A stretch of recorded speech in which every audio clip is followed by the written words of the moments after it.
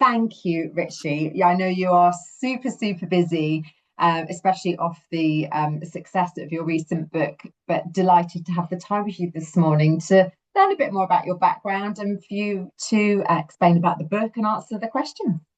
Susie, first of all, I've just got to say that I'm really grateful to be here. And I really admire all the things that you do and how you show up. So just thank you. It's a real privilege to be able to speak to you this morning. Oh, bless you. Right. So I'm going to give a really brief, some snippets of your background, and then we'll encourage you to kind of elaborate on it because the research the team have done, it's there's a lot of it. So we're going to go for a few of the key highlights, and then we'll go into it more. So I think the most obvious one at the moment, because it's everywhere, is the new book. So hats off to you and Mark, your co-author WHSmith #1 best-selling author or authors in your case. Wow, I'm well aware how much time, emotion, everything goes into it. Your life goes on hold. Many congratulations. Thank you, Um, Susie. but it was kind of really interesting looking at your background as well. So I hadn't realised that you were born in Mumbai, you were educated here in kind of British universities, all four of them. I will let you elaborate more, but I'm not sure I've The geek in interviewed me. someone with quite so many degrees. Yeah. And amazing universities, Cambridge, Edinburgh, Warwick, Manchester, wowzers. So we're going to be talking about the book. I'm sure that we're going to be talking and touching on your fabulous podcast, which has been hugely successful. So the places we'll go. And I know you are highly regarded within the marketing industry. So you've won many, many awards, but you are a leader and a valued member of the marketing community. So Thank you. we're going to end up, if we're not careful, we'll end up talking for hours, I'm sure. But we've got some cracking questions. But let's kick off with a bit of your background, some insight into your background, and if I may say, a bit of an unconventional path that has led you to the success that you've now had. Would you be willing to share some of that story with us? Hey, it's such a privilege and a pleasure to share some of where I've been and the journey that I've been on. Do you know, it's interesting. I was 13 years old when I came to the UK, and it was a real mixed bag of a time, shall we say. I remember the moment my dad was dropping us off at Mumbai airport as my mum and my brother and myself were due to come along and to live in rural Scotland in Dumfriesshire. Oh, wow. Yeah, it was a time when my parents were splitting up, and we were going from a city of 20 million people to a town of less than 10,000. And it was quite the contrast. And I remember those days like it was absolutely yesterday. But if I think back from a career lens, I'm a mixed race kid, half Scottish, half Indian, from a single parent household, and grew up in a really small rural town in Dumfriesshire. I can only imagine when I look at the stats, the odds may well have been a little bit stacked against me. But when I reflect on those moments, I really do feel I was one of the lucky ones. And I remember my first day at school when I met my best friend. It was a guy called Mark, and he had an incredible dad. In fact, his dad started out his life on a council estate and ended it in a castle. And the reason he did that was because he decided to go off the beaten track, ignore every element of career advice that anyone could have given him in that town, and forge an entrepreneurial path where, in fact, a true marketer in many ways. There was a neighboring town called Gretna Green, which, if the folk tale goes, the age to get married in England is 18, and in Scotland it's 16. Yes. And so you had all of these young couples eloping across the border. And he made his fortunes by romanticizing around that. And he worked as hard as he ever could. His persistence, his tenacity, his attitude. And one evening I remember talking to him and I said, "Well, why do you do it? What's the point? What drives you?" And he said, "You know, Richie, we've got one life and we're here to knock the ball out of the park." And honestly, that, never underestimate the power of a few words that stick in your brain all these many years later that keep on motivating you from time and time again.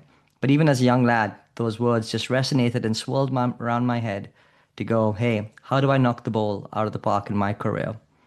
And that's what sort of held me and has held me in great stead. The thought of having a mentor in Mark's dad and having a role model. And so, what was a very, very difficult, probably even dark situation back when I was a young teenager and very formative years turned into the making of me for very, circumstances that could have really not been predicted. And it was sort of with that, that I've always had this level of ambition to want to achieve and to strive. And it's been a wonderful journey. It's been a wonderful journey through that time. So, that's very much the starting embryonic moment where I started thinking about career and life and what I want to be and where do I want to go. And it's held me in great stead ever since, I think. So he was a huge inspiration for you and showed you that anything was possible. And you've been very honest that that was a challenging time. And I would imagine you built huge resilience from that time. And maybe the combination of the resilience and the inspiration was what set you off on this path. Gosh, it's so true. I think that when people talk about adversity, it's very easy, to almost forget. But the key is to take those lessons from harsh moments. And when I think about, senior marketers operating at very, big levels at the moment, they're going through a really tough transformational Yeah. time. But actually, the careers that they've had before them, the trials and tribulations that they've endured over what has been probably many decades in a career, it's those moments that you look back to when you're going through, difficult moments to really understand how, where does that resilience come from? Well, it comes from the past. It comes from past experiences that you've had. It comes from your ability to get back up, when people are trying to push you down. But that's all what's happened as an experience that you probably have had in your younger years. And therefore, I would say that it's the undulations of life which actually prepare you to have the greatest successes. Yeah. And it's those ones that fuel you. And if you've almost had a very linear path towards the top, at some point you'll end up plateauing because you won't know how to handle those very difficult, complex situations as you then get to them. So, I often find that the most successful people are the ones who have had the most colored lives because ultimately they really understand how to navigate difficult situations as they come because they've had lots of it in the past. How very true. And you have to figure out a way of getting around that problem or that challenge and moving on. Yeah, Right? I couldn't agree more. And I was wondering because you've been blessed with the opportunity of interviewing, I think, well over 250 leaders now, have you? With a combination Incredible. of your podcast and your book. Yes. And I mean, that must have been a fascinating process. But there were a couple of kind of key insights that surprised you that came out of those conversations. I'm sure resilience came out at one point, but were there any kind of surprising things that came out of that?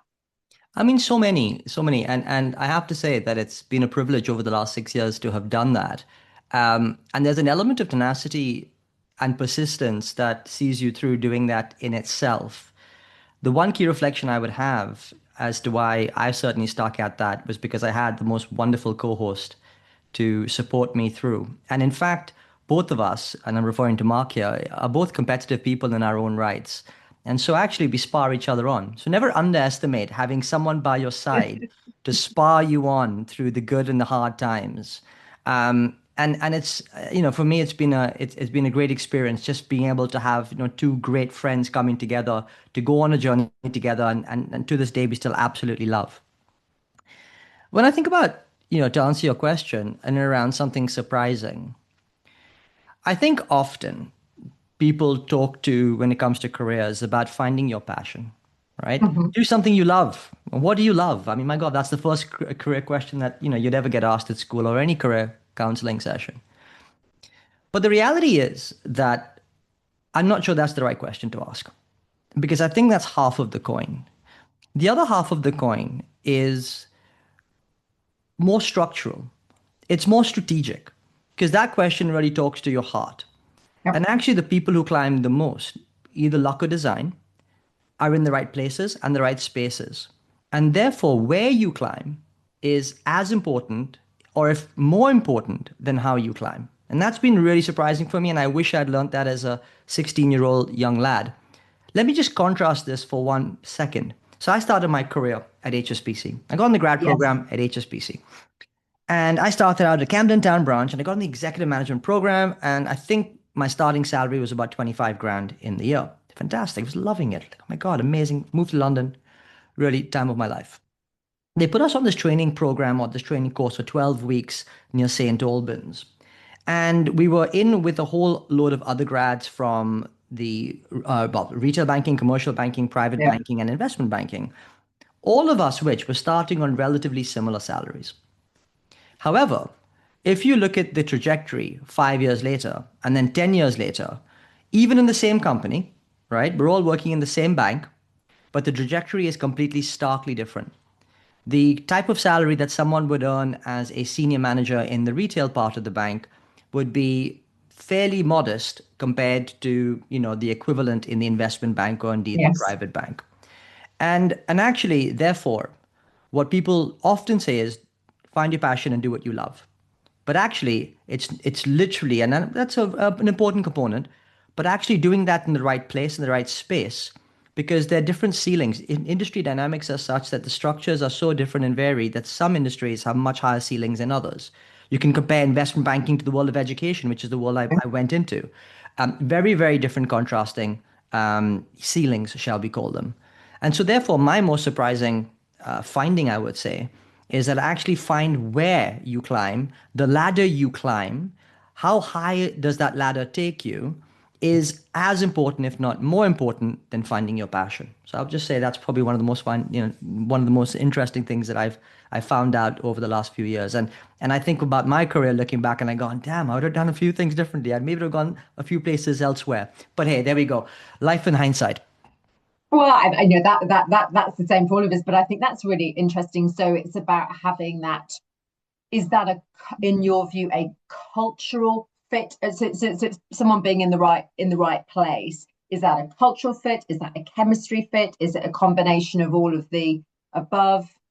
I think it's a conscious understanding about how different industry structures, different geographies, different companies Mm, have extraordinarily different outcomes. I'll give you a good example here, right? So, I mean, half the UK up until fairly recently was thinking about, leaving our shores and indeed doing, thinking about international moves. And one of them, obviously, a front runner being Dubai. Now, if you think about someone on a very high paying salary, saying say figures and above, over the lifespan of their careers, given the structural dynamics of the UK taxation system versus that of one which is a fairly more tax-free environment, you would effectively earn over £1 million difference if you earned £100,000 over the lifespan of your career by doing that in Dubai than you would in London. Now, people don't tell you that. People don't really think about that. They think about the job. They think about the sector. They think about, where they love what they do. But no, think about the structures of where you should do your climb. So that's just geography, by the way. If you think about someone maybe younger years, going to university, the salary differential between, say, going to an Oxbridge versus a Russell Group university, not even the other lower tier universities, is stark by contrast. Someone going and studying humanities at Oxbridge will out salary or have a better benefits package over their lifetime than someone who's gone to a median university to study economics, right? Who tells you that? People, when they say find your passion and you love whatever you love, you may say, well, let me get into do economics wherever I can. That's not true. That doesn't work like that. So I think just, the point I'm trying to make is I'm not saying that the hard stuff is not important. I think it's really important. And that's what fuels you and keeps you going in the darkest moments. But I would also say use your head a little bit more. Just be be more strategic about strategic. it as well. Exactly. And today the tools have never been easier for you to really understand these sort of dynamic and structural dynamics that play out in the world.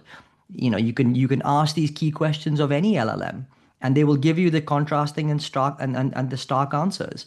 So I think the advice would be, and this also applies to anybody at mid stages of their career. I think people thinking about pivoting, thinking about their next moves, all of this stays absolutely true. You just because what got you there won't take you somewhere else. And so just because you've spent time in maybe one sector doesn't mean that you have to spend your entire career there. You can easily make that pivot. And especially in marketers, I mean, marketers indeed are skill sets, going to cut cross industries. And so, why not do the analysis up front, understand where you're best placed to make the highest climb that you can, and then go after those areas. Be conscious about going after those areas versus perhaps even the ones you've been in before. So that maybe that's, for me, a real insight that I've just learned going through the research of the book. That makes a lot of logical sense. And so the book itself, I believe, if I'm correct me if I'm wrong, but built around a 5-part framework.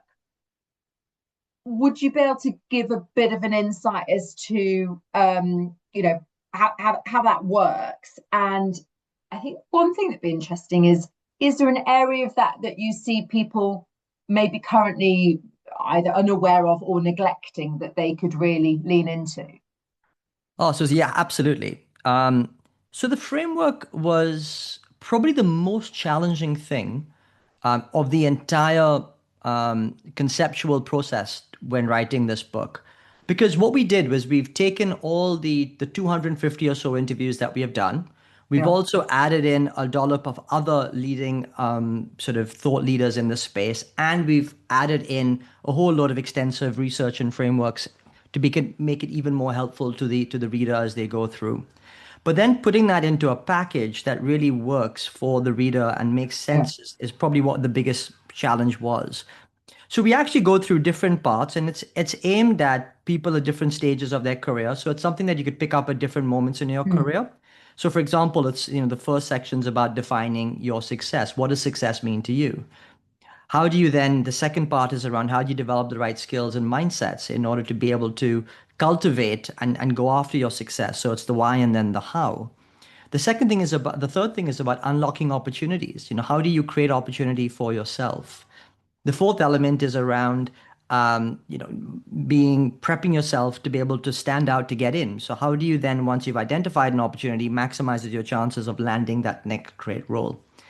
And the final sections are around both thriving in your role, because actually the opportunity in hand is far greater than the ones that are in the ether. And indeed, how do you bounce back from failure when things don't quite go your way?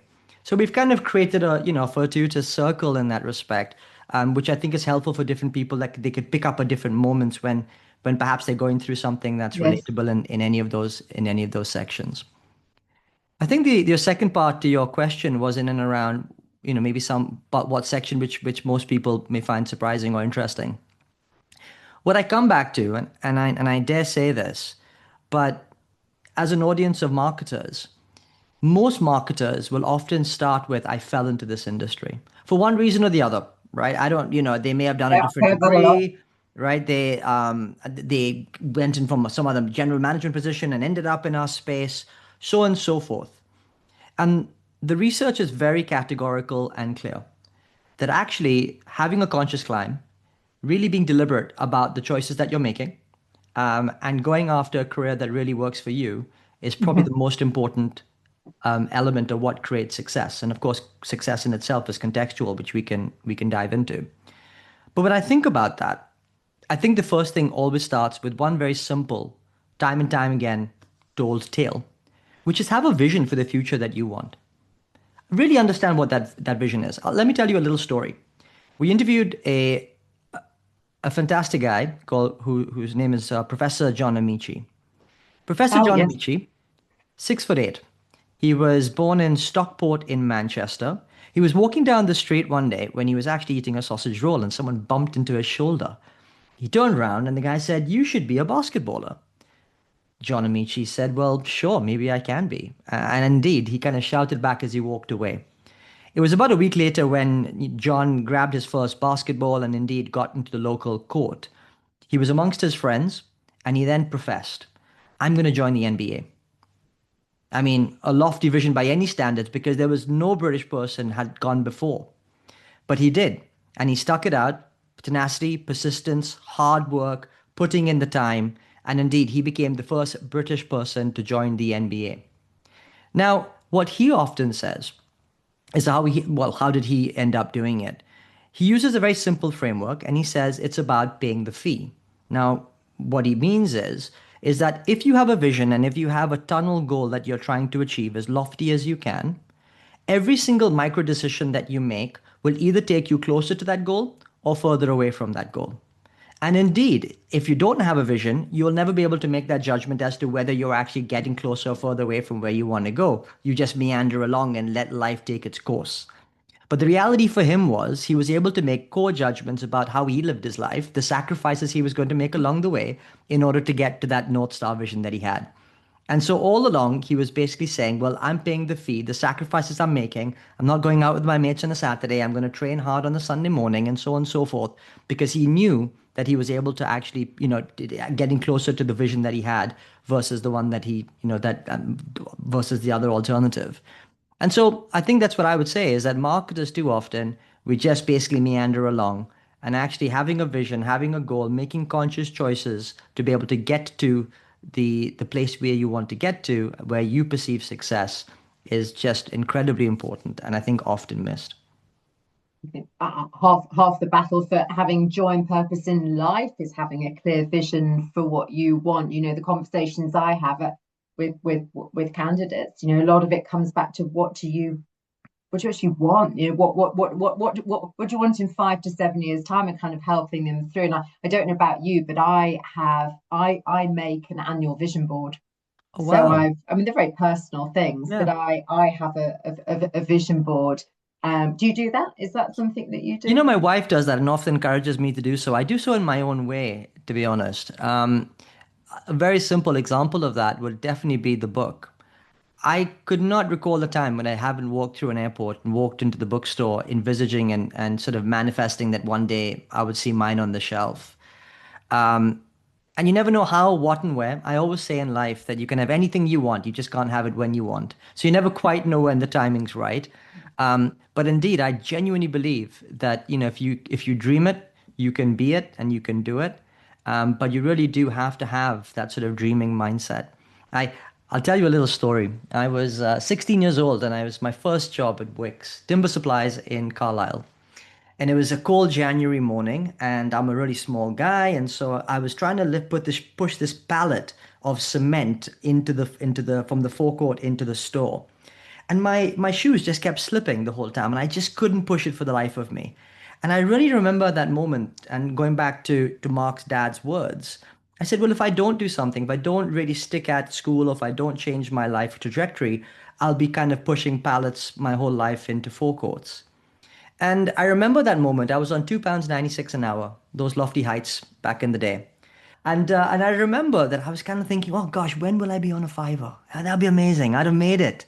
Um, and then I remember that when I did get to that fiver, eventually I kind of said, well, when will I be on a tenner? And it's so on and so forth. And I think that often people let life trip them up. People let life trip them up in the daily grind of it all. Whether that's, I've got mortgages to pay, I've got school fees to pay, I've got rent to pay. I'm on this trajectory now, and I don't want to give it up as easily. And yet, what they forget is their dreams. And I think it's all too easy to forget about your dreams in lieu of life's whatever, hardships or, meandering as you do. And I would just say that as senior leaders who are coming out or sort of listening into this, are you finding yourself in a position today where you really feel like you are loving what you do? Like you genuinely feel like you've arrived, that you really are in a place that you've always wanted to be, that your younger self would have gone, oh my God, that's exactly the space you should have been in. And I'm not saying if the answer is no to that, then, pack up the bag and walk out the building. But maybe you should start making a little bit more concrete effort in order to kind of live a little bit more of the dream that you always wanted to. There's a really frightening stat, and it came from a Gallup study. And it found that 4 out of 5 people in the workplace today are not fully engaged. 4 out of 5. Isn't that mad? Wow. That's crazy. And so what I would urge anyone to do is to not be one of those 4 out of 5, because you can break the shackles. You can be exactly who you want to be. And if you are in that position where you're living the life that you absolutely want to live, then you're in the minority. You're in the 1 of 5. And I would genuinely say that you would be having an extraordinary career. because that's exactly where you want to be. And I think that's really important. And the bits you've just mentioned there are linking actually to mindset. I mean, it's vision and mindset. And I know in the book you talk about mindset and things like imposter syndrome that I see affecting senior leaders all the time. Yeah. I was just interested from the experience you've had and all those fascinating conversations.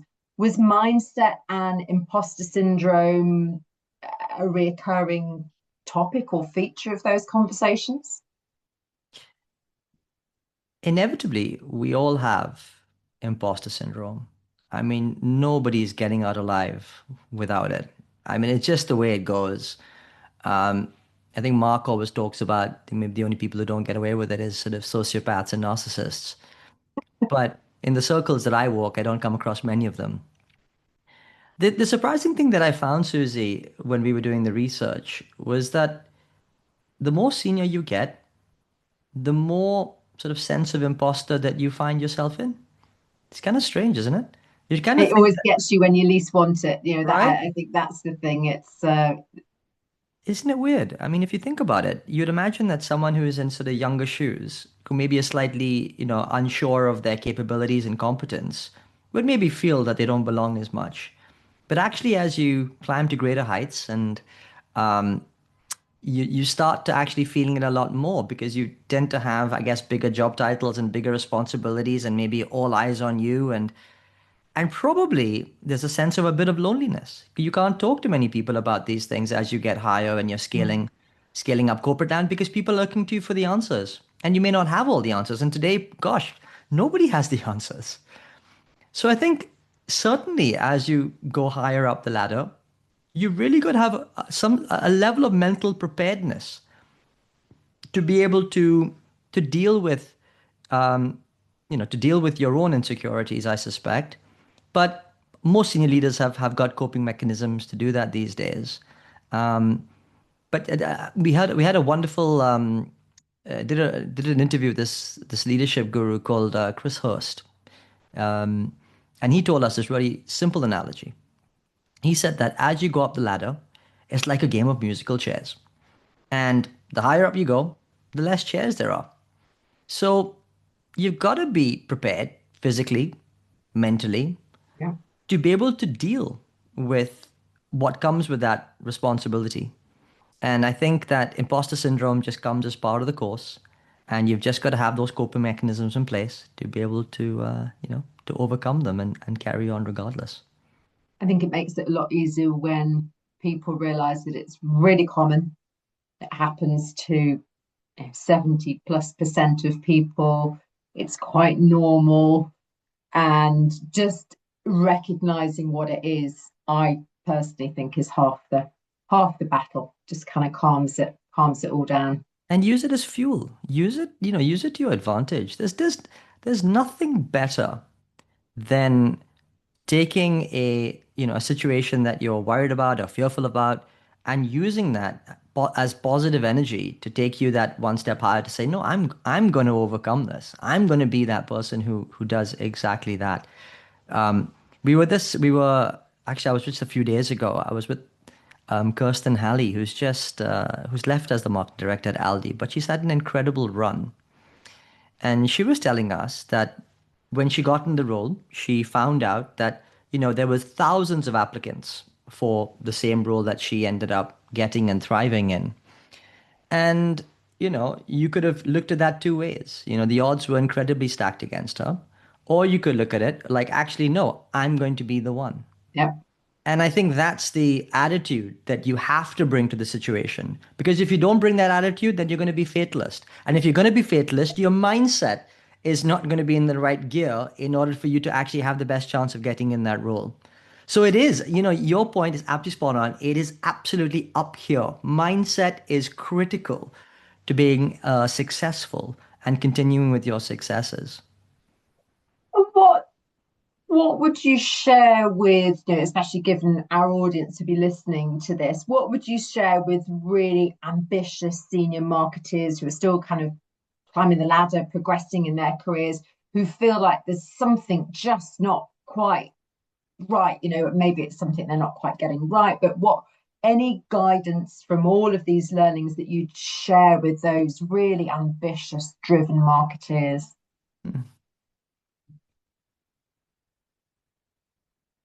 Yeah, I think that the one thing to say is we know that, staying in one company all your career is over, has been over. To say that you're going to stay at 10 companies all your career is probably over too, right? I mean, it's constant transformation, right? It's constant change. And actually, opportunity comes from anywhere.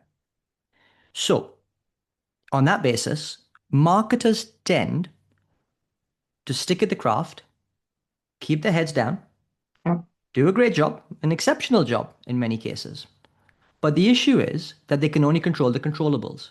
And in today's context, there are so many things, so many variables that make for a successful career that are really not in our hands. You've got to accept what are really is not in your hands. And indeed, if there's a set of macro circumstances that actually don't enable us to do the job that we want and to get the results that we want, well, there are consequences to that, which genuinely we can't do much about. So, the key to that is then being able to understand how you create your sense of visibility outside of your day job, outside of your company, to be more visible, to create greater sense of opportunities. In fact, Rory Sutherland often talks of this, where he says that if you are not visible, then you're obscure.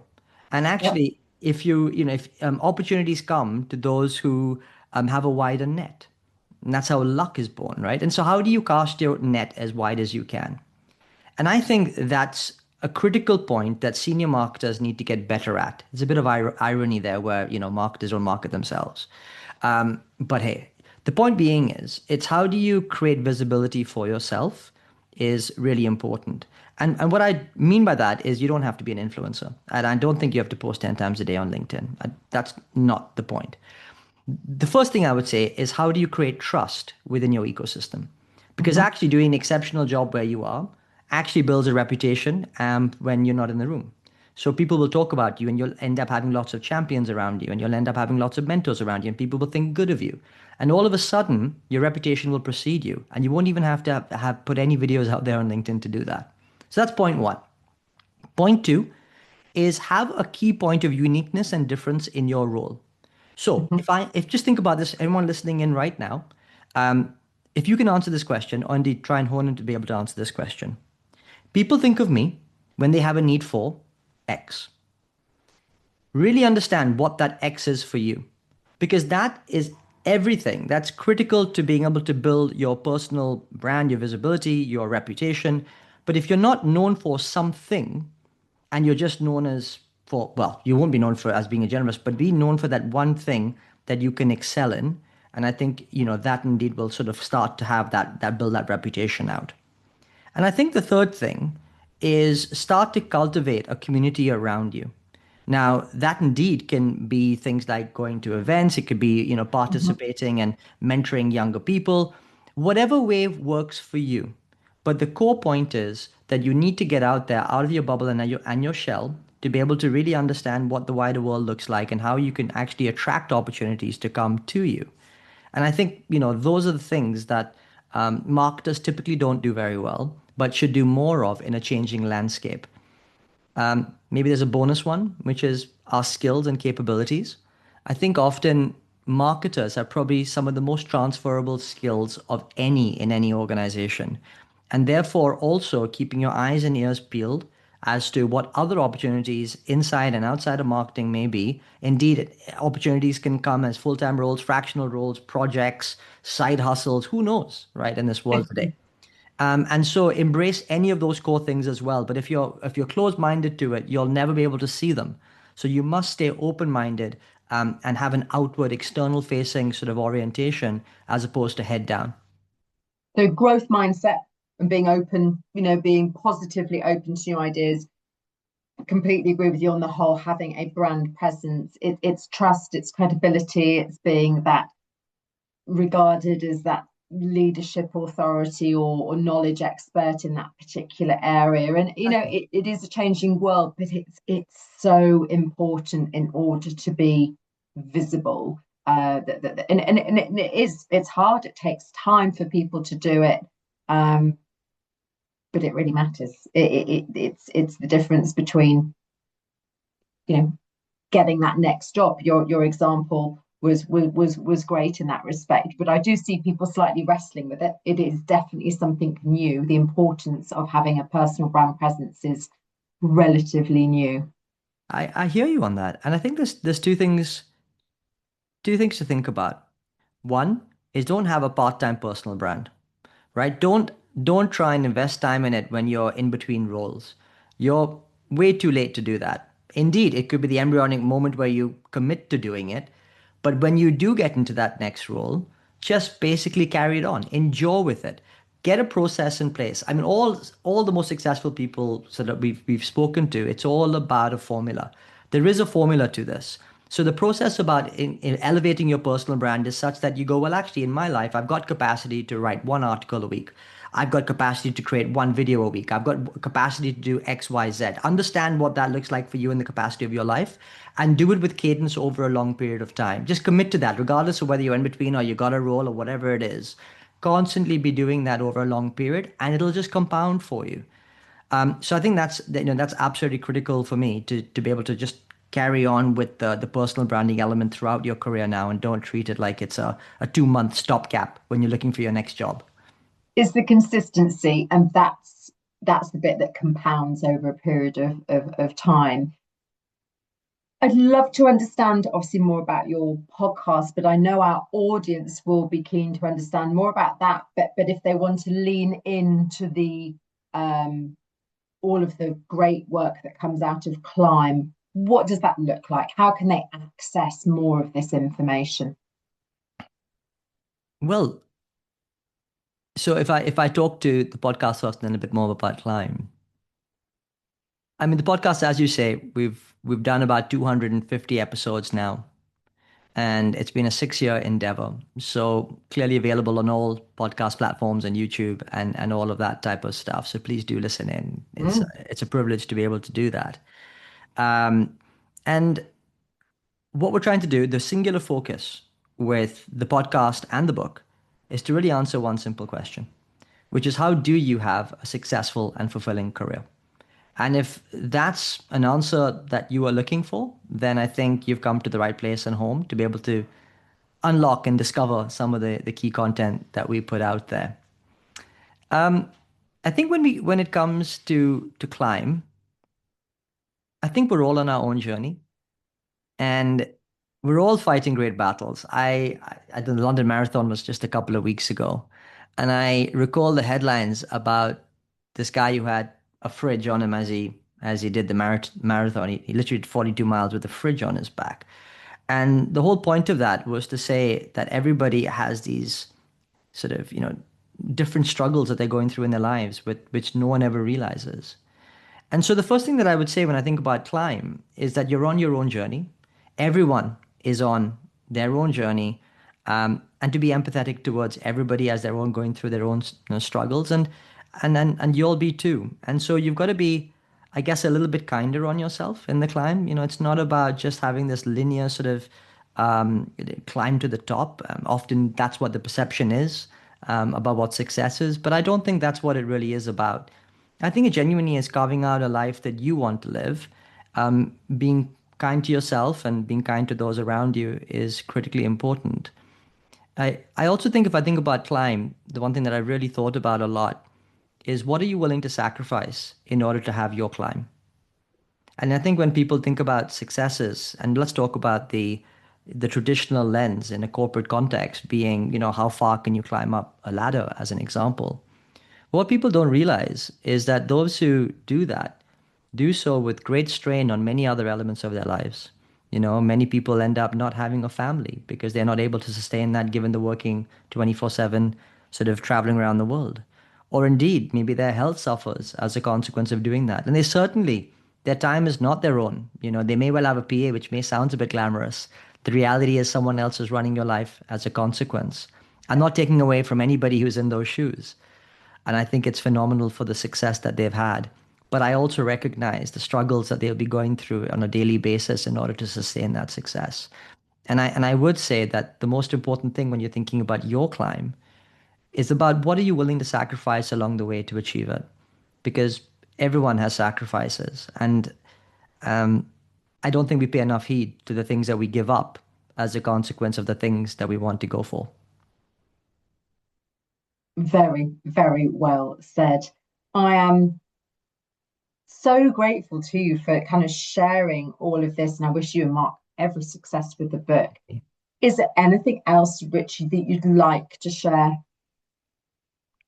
I think finally, I mean, if anybody wants to learn more about climb, the good news is you can pick it up on Amazon, or indeed if you walk into any of the major bookstores, or if you're passing through an airport and you Yeah. still want to pick it up, please go ahead and do so. I think the for us the intention is to try and pay it forward. And so if you've listened to any of these things and something may have resonated, may not necessarily with yourself, but someone that you know, someone you're close to, maybe it's your partner, maybe it's your friends, your colleagues, your kids, pay it forward. Impart some of these core lessons that we've learned across the years and help them forge a successful and fulfilling career for themselves. And I really genuinely hope that you do have that successful, fulfilling career, and really go for it. Because honestly, the barriers that are here are really all in our minds. And I hope that you overcome those barriers to truly have success and fulfillment. Oh, bless you. Thank you. And what a lovely thing that people could give as a gift to someone that they care about to help them with their career. So that's Climb, available in multiple bookstores, airport bookstores, and obviously on Amazon. We'll put some links below that everyone can access. Richie, thank you. I wish you and Mark every success with your continued journey. But I'm really loved the time we've had together. Thank you, Susie. It's been such a pleasure. Thank you for supporting us.